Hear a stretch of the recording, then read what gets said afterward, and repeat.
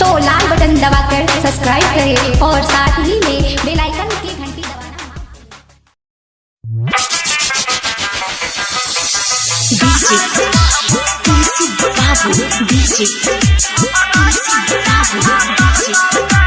Welcome music के शानदार प्रस्तुति। हम तो मंगलियो पलसरा पाची, हम तो मंगलियो पलसरा पाची। यमहा कोइला दिल कहोगे, हीरो होंडा कोइला दिल कहोगे। गाहर पढ़बौ बाप के हमारा कोइला ठकल कहोगे। गाहर पढ़बौ बाप के हमारा कोइला ठकल कहोगे। अच्छा, क्या नाम है आपका? डीजे ब्रह्मदेव निसार चौक। क्या नाम है आपका? डीजे ब्रह्मदेव निसार चौक।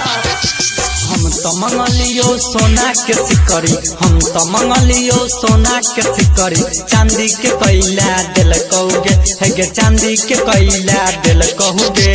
गाहर पढ़बौ भाई के हमारा कोइला ठकल कहोगे। गाहर पढ़बौ सरवा के हमारा कोइला ठकल कहोगे।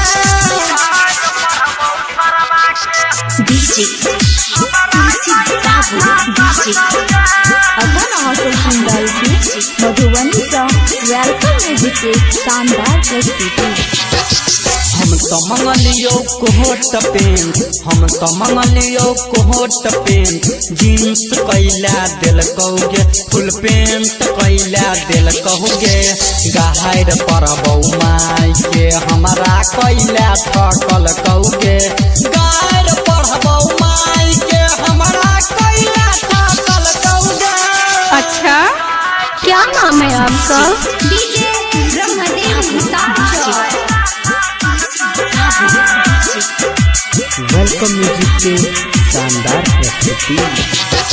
हम तो मंगलियो खाना में मिठाई, हम तो मंगलियो खाना में मिठाई। पूरी कोइला दिल कहोगे, गे सूखल पूरी दिल कहोगे। गाहर पढ़बौ बाप के कोइला हमारा ठकल कहोगे।